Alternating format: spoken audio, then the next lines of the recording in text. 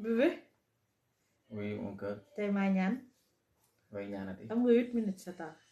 8. salaamaaleykum wa rahmatullah. bàyyi nañ ci jàmm ak ci jàmm alhamdulilah. dangaa tam bëggante.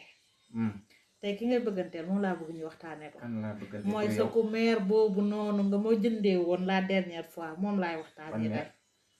ministre bi. Khady Diène Gaye. très bien. bàyyil ma kooku man lu mu defati. très bien.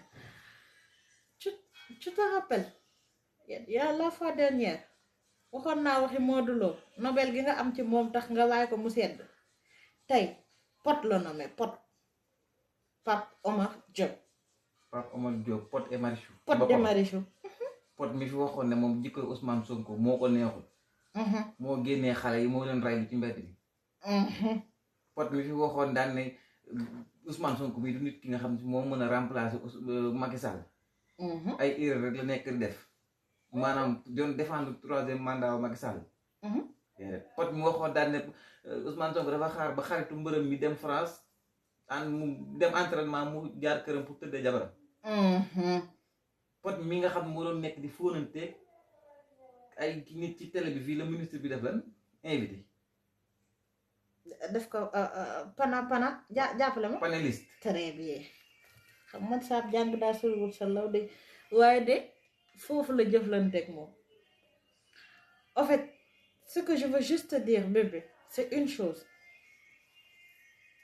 c'est pas en fait li ñu on a tendance à dire que ne non vous les patriotes parce que dégg naa la dernière fois benn journaliste bu ñu ko posé ko benn suñuy papa yi naan ko on voit que depuis Sonko toog ba tey saa su nekk les gouvernement bi positivement rek la ñuy wax dañoo xamul ne jamono jii nii képp kuy wax ku nekk Sénégal la ñor te ministre bi man pour man personnellement je voyais venir tout ça parce que pour man communication dafa des carrément sama xel nag laay waxee. ministre est-ce que amul problème moom. non je pense pas question de problème question d'entourage la foog na la am. barki Demba Ndiaye mënu fee jël le pire ennemi du projet ki nga xam moo nekkoon sës Amadou Ba génn wanewu fësal maanaam nëbb ko fenn nga ñëw def ko mu nekk lan sa chargé xaw ma de communication dem di ko fay ay millions pendant que boy yi doon xeex ci ginnaaw projet bi comme si ñun mu loolu noonu liggéeyal quoi tey ñu ñëwati ñun mu jàpp ñu liggéey loo ñu ba ñu tas doxuñu dërëm. ñu koy defal ay vidéo vacances agricoles yi fu ñu ko fekk partagé di ko wax min di leen ko yëgal di republier ces vidéos di commentaire sur ces vidéos di commentaire ci compte Facebook mi di ko partagé. mun na fi ñu patriote yooyu noonu attends chérie en fait je veux savoir sincèrement bu fekkee li ñuy wax dëgg la jeunes yi nga xam ne ils sont bourrés de talent jeunes pourquoi je vais pas dire sénégalais mais africain xamul tendre la main. pour que facilité yomb leen ndax bu doon européen la donte c'est pas y a pas photo comme dit l'ivoirien bu doon européen la day xool ki nga xam ne dafa am talent mu téye loxoom donte 2% dong la ci am mais fii Sénégal fii la ñuy gis suñu moroom africain xool ñoo xamante ni dañ lay soutenir démb fi xeex bi méttee woon fi nga xam ne lépp loo xamante ni nit ñi joxe nañ seen bakkan joxe seen temps ñi tas seen sëy ñi nga xam ne problème àdduna bu nekk am nañ ko à cause de juste soutenir projet bi après c'est ces genre de personnes là qui se permettent ñi nga xam ne dañoo tëddoon nelaw foog ne xeex yëfu ñàkk fayda la woon foog ne xeex yëfu pour ñoom ñooy boss yi quoi à vrai dire c'est eux les boss. c'est eux yi nga ñoom dañoo jàpp ne ñoom ñooñu ëpp xel. ñoom pour ñun on est des barbares ñun jànguñu on est des illettrés au moment où on se battait eux ils étaient là en train de voir comment fructifier leur business et nous on est toujours là à vrai dire. J'ai perdu mon boulot à cause de ce projet beaucoup de jeunes maa ngi gis di lire ci seen kanam yi ay frustration ñuy xaar ñu naan leen soyez patient nga jël Modou Lo def ñu ne nañ bàyyi mu sedd dëgg bal mu sedd nga xëcc ci pot mi nga xam ne si lu na yàq nañu ko ci réseaux sociaux lu na ñàkkante nañ ko ak moom ci réseaux sociaux di ko def panéliste di ko invité Saint-Louis comme si Saint-Louis amul ay patriotes comme si réew ci Dakar bi bàyyiwul ay patriotes. je vais te dire tu te rappelles quand mooy bi ñu amoon information ci Pape Alé Niang.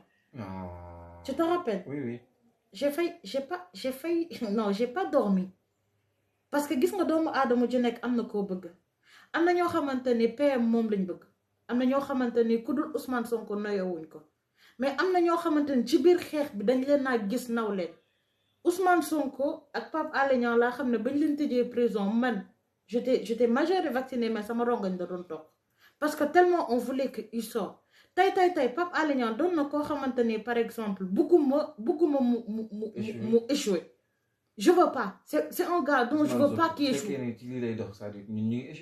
il doit pas échouer et il faut savoir que vos postes c'est pas encore fixe hein? Parce que ñun population bi ñun ñoo leen fal il faut ngeen xam ko il faut ngeen xam ne vos postes ne sont pas fixes du tout fii amul bokk Pastef amul bokk fenn lu waay def te tegu ko ci yoon dañ la koy fàttali parce que dafa am lu ñu waxtaanee dafa am lu ñu ne projet c'est un projet qu'on doit soutenir et boo xamante ne ay at la jëm ci kanam donc duñu bàyyi kenn ku ñu ko yàq. Non, c'est fini, Madame le ministre, oui, sincèrement, vous avez fait un très mauvais choix. Oui, mon cœur. Et en tant que femme, je suis vénère. Vous avez pris un très mauvais choix. Oui, Pot, c'est pas un gars bon xamante ni dang ci non daf may métti.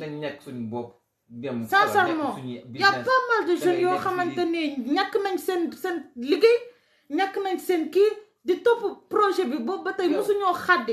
Yéen vous faites même pas un ressassement. Maire bi ci boppam moo fi nekk ñun du ñu bëgg a sonal ak ay don de soi ñu topp ko guddeeg bëj di yappari di ko defali vidéo muy nekk nit ñi gis ko moom muy liggéey ñun ñu nekk fi am jaruñu 1 franc fayu ñu defu xala maanaam li frustration bi même budul ñoom yéen ñi nga xam ne am ngeen tur ba pare te peut-être sénégalais yi satisfaction bi sénégalais yi di am donc peut-être doy nañu mais y a des gens yoo xamante ni ils attendent plus quoi kay mo wax la ñun luy suñu nga xool koo xamante ni moom ba xeex bi di jot moom dafa tëddoon nelaw di gérer poche am après yow yaa koy fructifier quoi di ko gën a relancer kay mo fàttali sénégalais ñun li nga xam ci moom moo nekk ñun xaaruñu 1 franc ci projet mais bëgg nañ tamit ku ñu respecté quoi ki ñu doon manque de respect buñ ko jëlee teg ko ci kaw di ko yóbbu di paralyse di ko ci oto yi neex di ko kilim di ko mu génnaat di naan merci au ministère di nekk di en fait di am reconnaissance ci lu ko ministère defal pendant que defalul dara ñi nga xam ci ñoo ko doon bëgg ci alors que y a des jeunes cadres qui sont là metti quoi ñun xaaruñu ils ont rien xaaruñu 1 franc ci personne mais buñ fekkee li nga xam moom mooy respect tellement battu franchement dañu war respecter quoi quand même lii manque de respect patriote yëpp la Pod et Marichou Pod Modou Lo Pod même maire def même erreur bi nit nga def ko nit ñi taf la ci réseaux sociaux yëpp di la wax ak yow nga ñëwaat indi Pod attends affaire man Modou waxuma ci parce que je me suis dit que daa far d'accord nañ Modou far na ba far jotee moom daf ne Amadou Ba la faral amul problème bu ñu ñëwee tendre ko je peux même saluer ça parce que dañ naan dañ ko dimbali mu transhumé non c'est ma pensée mais qu'en est-il de Pod il a jamais montré fi mu far il a toujours insulté notre leader regarde non day wax lu ko neex parce que bu taxawee naan 3e mandat d'accord ma ko mais xaw ma non waaw Ousmane Sonko mënul yor réew mi c'est parce que réellement waxul il a pas vous avez limite gradué koo xamante ni il n'est même pas honnête oui maanaam da doon l'honnêteté n'est même pas avec lui pour dire vrai mooy dafa ànd ak koo xam da doon saaga Ousmane Sonko saaga laa wax da ko doon saaga bu fi nekk di rafetal naan amul faral da ko doon saaga ci réseaux sociaux yi. Franchement la dame on vous respecte beaucoup mais. Moi je la respecte plus hein. Franchement vous avez vraiment débordé hein. Moi je la respecte. C'est la goutte de trop. Franchement. On est lii moom mooy manque de respect à tous les patriotes. De toute façon c'est excusez-nous de la manière dont on a parlé aujourd'hui. Parce que sincèrement non c'est pour nos internautes chéris. C'est pour nos internautes. Excusez-nous comment on a parlé parce que naturellement ay humoriste lañ moom ci humour lañ ko xamee mais là c'était une goutte de trop quoi. C'était vraiment une goutte de trop. te na ngeen xam ne yat bi c'est pour tout le monde ku fi jéggi yoon yat bi dalay dal. On est là pour tout le monde on n'est pas là pour parti bu Bougane waxee dañ koy def bu keneen ku bokk suñu parti waxee dañ koy def wasalaam asalaamaaleykum